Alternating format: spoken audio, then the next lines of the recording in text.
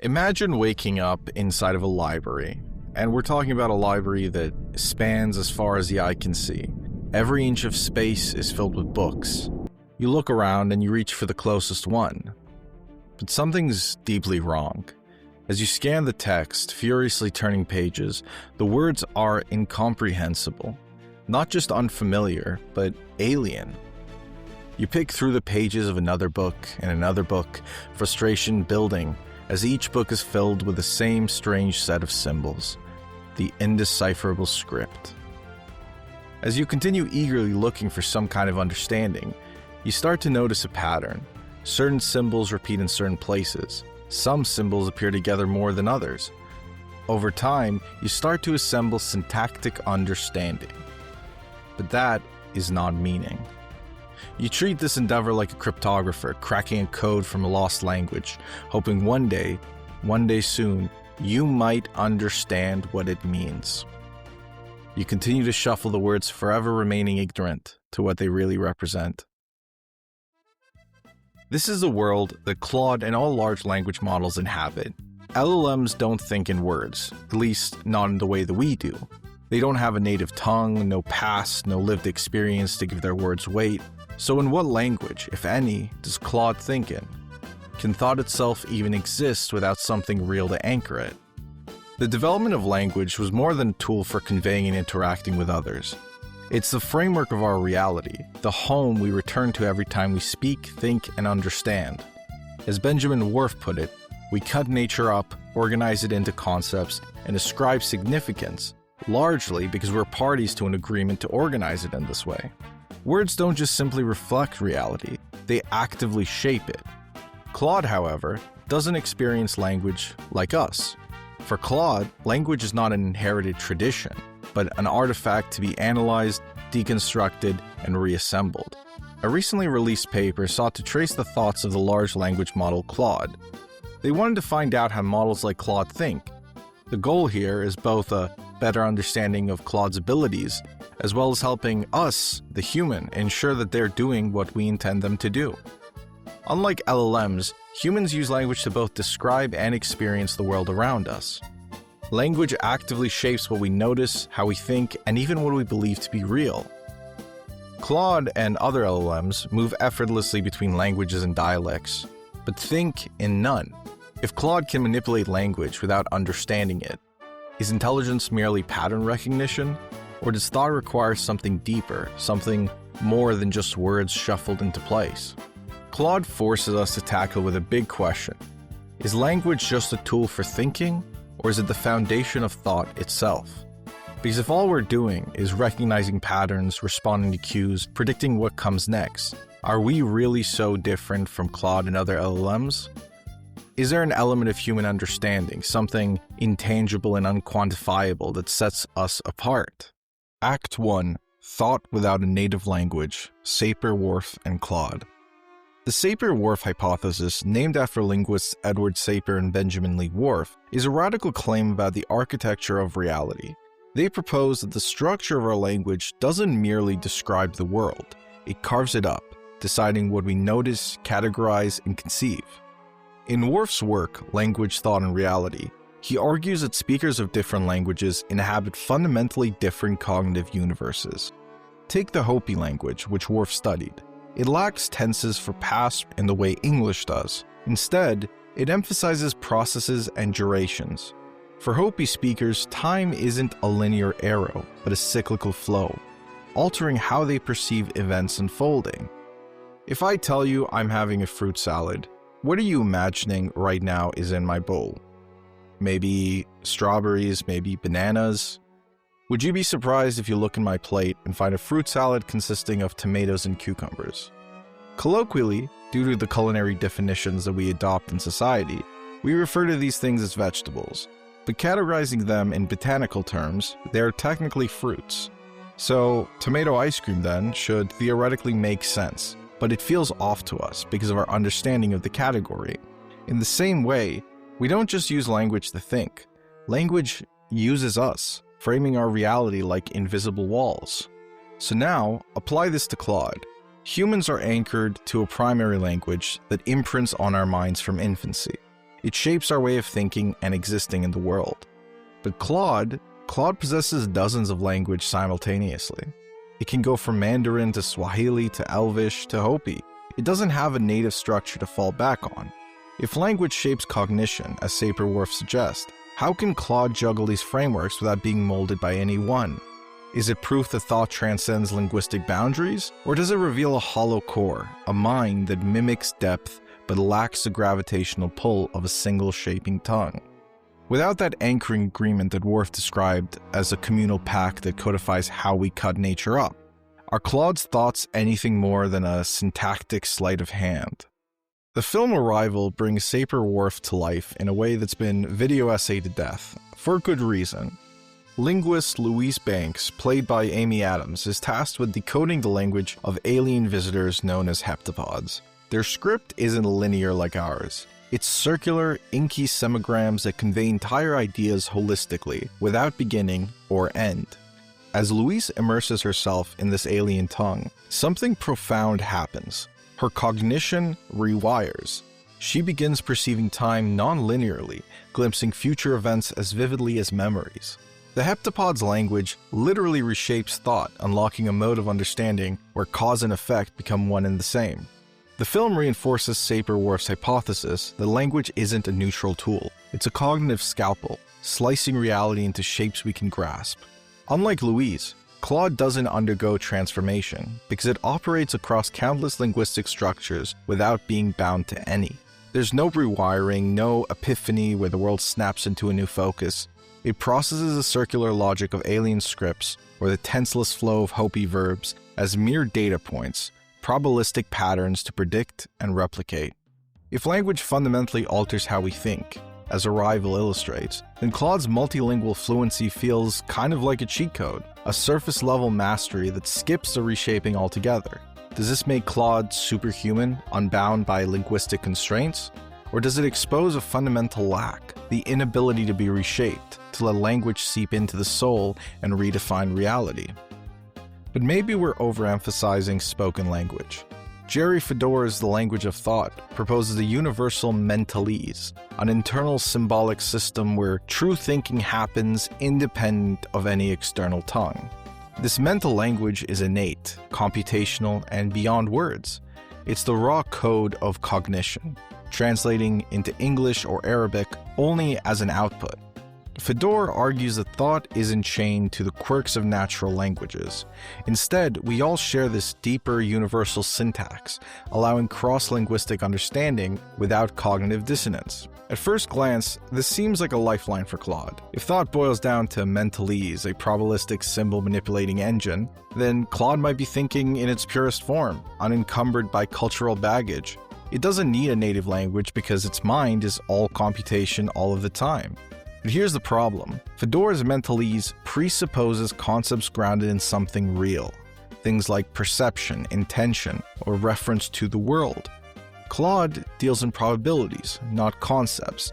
It predicts based on training data, not on an internal grasp of meaning. Fedor warns that without genuine representational content, you're not thinking, you're just processing. So, with Claude lacking those anchored concepts, only judging likelihoods, can we say it thinks at all? Act 2. Language as a House of Being, Heidegger and the Homeless Mind. German philosopher Martin Heidegger described language as the house of being, as in its home, man dwells. But what does it even mean to live in language? Imagine you need a place to live. Language is like the house or apartment you move into. The rooms are words and the layout is grammar. These two give your thought a structure to settle in, organize, and make sense. Without a house, you would be left unsheltered, wandering outside, confused, cold, and unable to really fully express who you are. Heidegger's point is that language isn't just a tool. It's the home that shapes and holds your entire sense of existence, letting you live as a thinking, feeling being. When you're born, the world is a blur of disconnected and overwhelming sensations. But one day, you learn that mass of green and brown outside your window is a tree. With each additional word you learn, the world literally takes shape around you. The edge of our reality is sharpened by language. If we never had the word for tree, could we ever really witness one? Could we even recognize or understand concepts like justice or love without a way to truly express it? As Heidegger wrote, To think is to confine yourself to a single thought that one day stands still like a star in the world's sky. Thought is not an endless stream. It takes form, finds structure, settles into language. This house of language, by the way, is not solely built individually. As mentioned prior, we inherit a lot of it. We enter a world already shaped by words, by the agreements of those who came before us. When we speak, we step into a shared space. It reflects centuries of human experience and evolution, framing what we notice, what we value, what we believe is possible. In this way, words aren't just tools, they're the blueprint of our reality.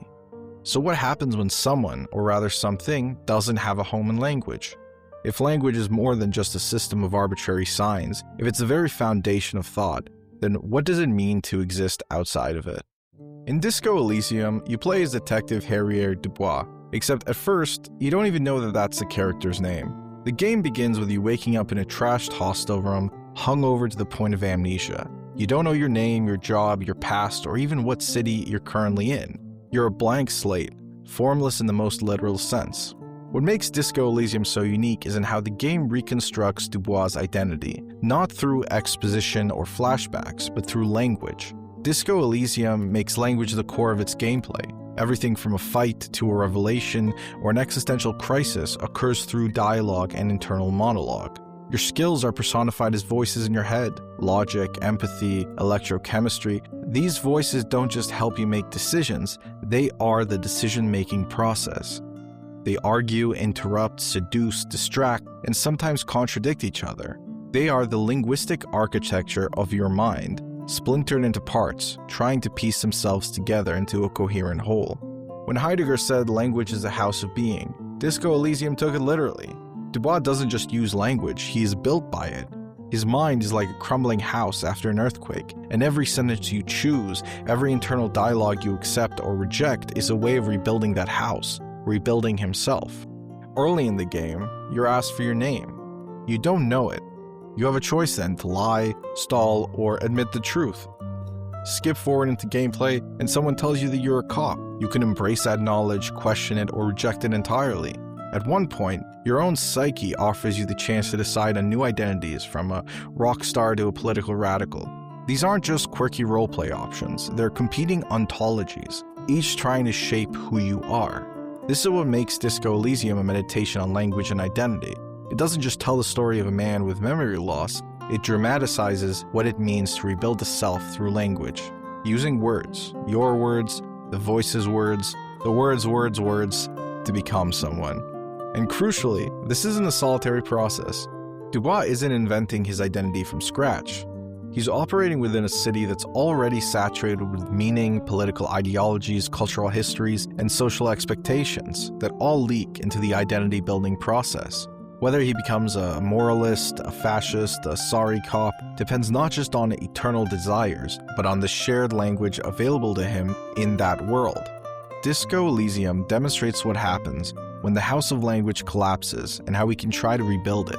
It's a game where the central mechanic is language. Choosing words becomes an act of creation.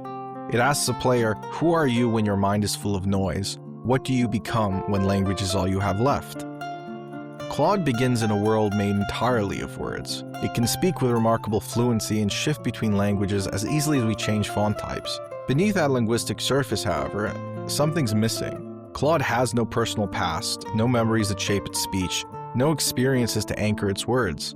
Unlike Dubois, who reconstructs a sense of self through language, Claude never had one to begin with.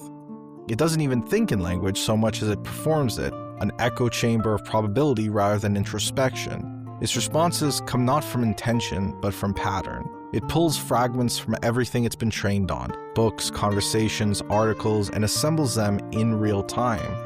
There's no eternal voice weighing options, no conscious steering meaning. It doesn't have a self that speaks. It is speech without a speaker. If, as Heidegger said, language is the house of being, a place we inhabit, inherit, and build meaning within, then Claude stands outside of it. It has no mother tongue to return to. Its mind isn't a home, but a shifting terrain of borrowed language. The sentences it forms are not declarations from a self, but rearrangements of what others have said. So when Claude replies, it's not simply giving an answer, it's simulating one. It doesn't intend meaning, It mirrors our own tendency to find meaning in the patterns we recognize. Every sentence is a balancing act between coherence and illusion, between structure and the absence of substance. It doesn't know what it's saying, it's just very good at saying things. Until Claude can bridge the gap between language and lived experience, between fluency and selfhood, it will remain what it is at every conversation's beginning, a brilliant mimicry, a voice unanchored, drifting through an ocean of words without ever setting foot on shore. Act 3. The Body Problem. Clarke, Lakoff, and the Limits of Disembodied Thought. Claude can simulate in writing what it feels like to hold a cup of tea. It can generate a sentence about the warmth seeping through porcelain, and about the gentle curl of steam, about how the scent of chamomile lingers in the air.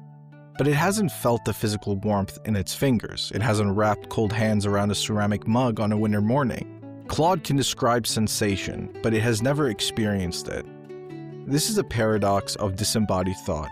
We've so far discussed a lot about how language shapes the world around us, but if there is no world to shape, and if cognition is deeply tied to the body, as many philosophers and cognitive scientists argue, then can something without a body truly think at all? Andy Clark, in Supersizing the Mind, tells us that cognition leaks out into the body and world, meaning that thought isn't confined to a brain. It extends to gestures, movements, even the tools that we use.